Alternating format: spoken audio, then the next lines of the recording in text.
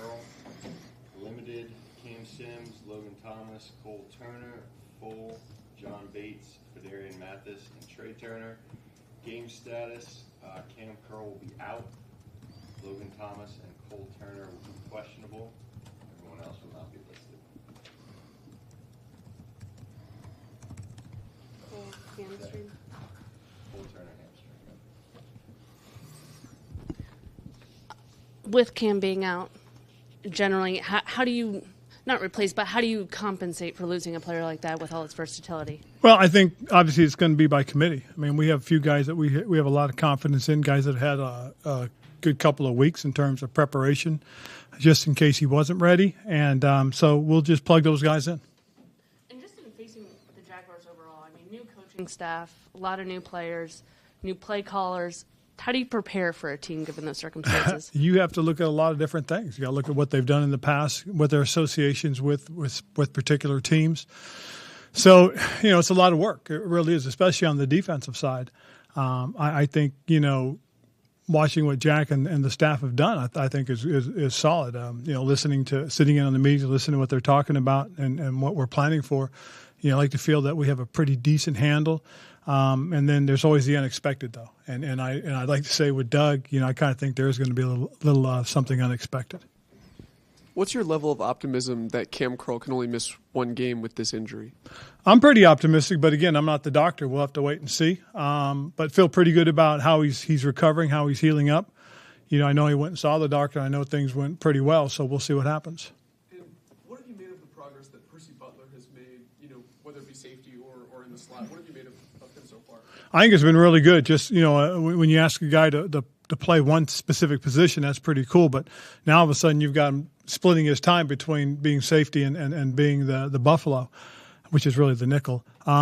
You ask a lot, especially of a rookie, but he seems to be handling it very well. So I'm pretty optimistic about his opportunity to get on the football field and play well.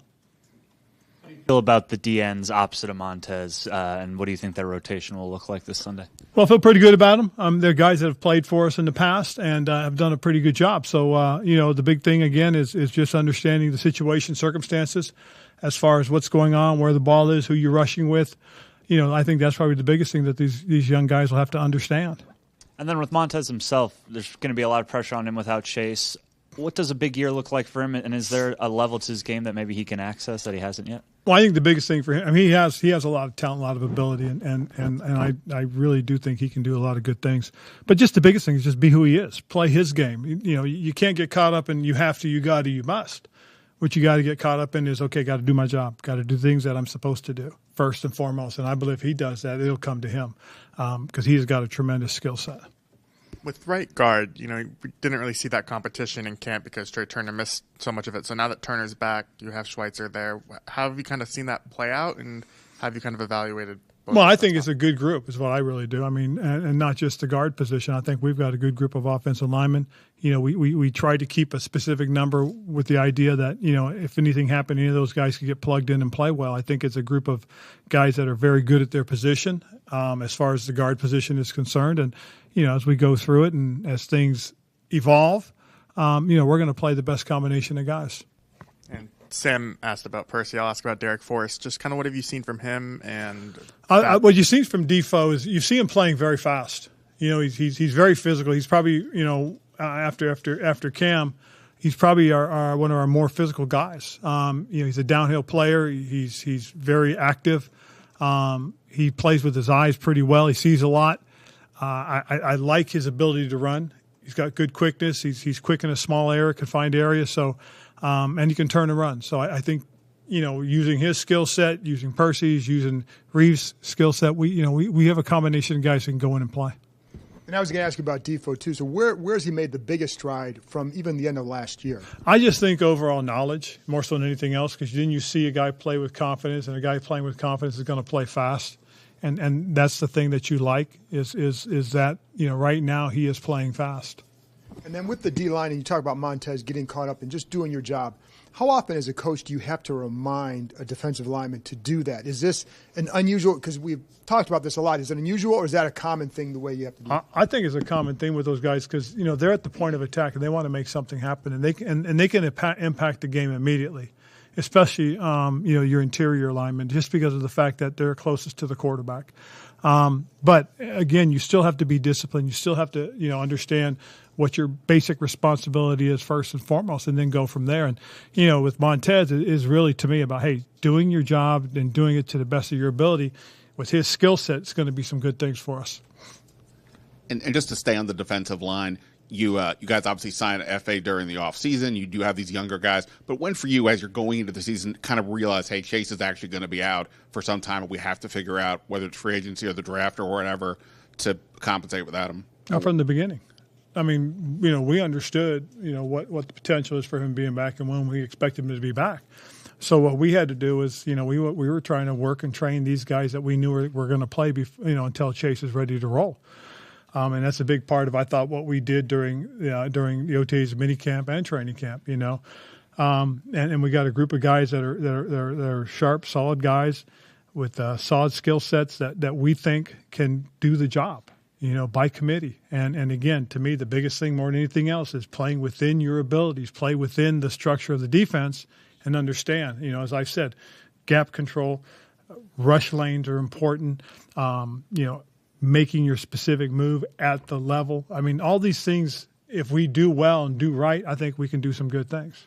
No, thinking from the start you thought 4 weeks or 6 weeks or whatever could be conceivable. Well, we know this. He was going to start on PUP. Gotcha. And with regards to St. Jude's, obviously his first game in the slot, Christian Kirk is one of the more productive slot receivers in the league. What's the challenge for St. Jude's in this game, in that matchup? What do you kind of maybe say to him to get ready for that? Well, the biggest thing, obviously, and St. Jude's has been working on is just the underneath route running. I mean, again, knowing that he's had to work against some of our guys who we feel are really good. He's worked against everybody from Jahan to Curtis to Dax to Terry, and those all are pretty skilled guys as well. So we just feel that he's had a good opportunity to learn and grow as a nickel. Does Kirk remind you of any other receivers that would be a good comp for him to go against? Just like I said, those guys. I mean, if I was going to comp him against anybody, I'd say he's probably like a Curtis type player. He's got good quickness within the box. He's a good route runner, and he's got good catch radius. Nikki, do you have one more? With Chase Young, just with his position, the injury that he suffered, how much time on the field would you like with the medical staff before he actually returns to? I like where they are with him right now. I really do. They've had him out on the field. He's been doing a lot of things. He's gone and done a couple of tests just to see where the knee is in terms of overall strength. And what we're looking for is for him to get that leg strong. Okay, get it back to where it's equal to the other one, or if not, probably better. I mean, that'd be awesome. But that's what's really all about. I mean, you're not going to put him out there until everything that you've done, all the data you have on him tells you he's ready to roll, he's ready to play. And that was a big part of putting him on PUP, was to make sure. That he realized and recognized that, hey, you've got time. There's no hurry. There's no time frame. We're not putting pressure on you. We want to do this the right way because we're looking at the longevity and the long run. If it means, we're missing a piece, we're going to miss the piece, then so be it. But I think the guys that we have in place got a lot of confidence in them. And mentally, as he's gone through this process, how has he handled it? I think he's done very well. I mean, I know he struggles with it because he wants to be there, and you guys know how he is. He's so anxious. But we've had to verbally tell him, hey, dude, just slow it down. You're going to be fine. Trust us. We know who you are, and I think he's understood that. But he wants to be out there so bad. I mean, he's now at the point where, he starts to get, closer and closer. We're pulling him into more and more of the meetings. He's spending some time with the coaches individually. He's met with Jack individually as well. I think Jack's done a great job with trying to keep him focused and engaged. So I really like, where he is right now. And we'll see where he is hopefully in 3 weeks, and we'll see when the doctor gets another chance to evaluate him. And then because obviously he's focused on rehab and getting better. Yep. What about just working on his craft? How much can he do with that within the confines of the Well, other than not being able to practice against anybody, there's been a lot of dummy work he's done. There's been the hoops that he's been working on, the bags stuff that he's been doing. But again, all of that is in line with his rehab program that's been set up, and he's been very diligent with that. He was very diligent with it in the off season. And then getting him here, you know, once we got him here, the whole primary focus changed on all the other stuff he was doing to now stuff on the ground, outside on the field. And once he started that, you started to see the jumps and strides that he was making, basically telling you that, you know, he's starting to come to shape, come to form. And then, as I said, he went and saw, and, you know, they tested it just to see where it is, and it was actually, report came back very good. So, and basically in line with each level, just getting better and better in terms of improvement. Over the years, I'm sure you've had a lot of players who really want to be back out there, but you're thinking more long-term. How do you kind of balance how they tell you that they're feeling versus what you hear from the doctors, and making sure that you put them back out there, but, you know, you don't let them rush themselves, I guess? Because it's what you see. I mean, you know, if you watch stuff close enough, you watch the film close enough, you slow the film down, you can see the little hitch and stuff like that. And then on the analytics now, the analytics can tell you what the force is on each leg when he's pushing off of his right or pushing off of his left, how long that stride is. Is that stride equal? I mean, these are all tools that we get to use now to see where he is, and that helps us as we go through this process. So we can tell him, hey, wait a minute, you may be feeling this, but this is what this is showing. So again, all this stuff is important because, again, as you said, and as I said earlier, this is about the long term. You've had many week ones in your career as a player and a coach. How does it feel going to this one? Kind of interesting because I think, in all honesty, other than, you know, the pandemic year, this year going into it's got the most questions, you know, because we didn't have all of our offensive linemen up ready to go. We didn't get to see all of our tight ends, and, you know, we don't have all of our backs up this week. I mean, so I'm anxious to see what we're going to look like. I'm anxious to see what that combination is going to be. And it's the same thing on defense. You know, going to miss a couple parts, but I'm anxious to see what we are, who we are, where we are. I mean, I really am. I think it's exciting. You know, get that pit in your stomach already where you want to throw up. Yeah, it's that, you know, it's that anxiety, that anxiousness, and it's crazy because that's something we can't control. And that's why, you know, for me personally, I try not to get into it where you start thinking about what's going on Sunday, you know, and I always kind of refer to what Andy always used to say is don't play the game now, play the game on Sunday. So just trying to make sure, you know, we're focusing on what we're doing right now, and that's the preparation. How different the butterflies and that anxiousness as a player compared to as a coach? Well, shit, it's all on me. Well, so that's, I mean, that's. Do the nerves feel different than when you were a player?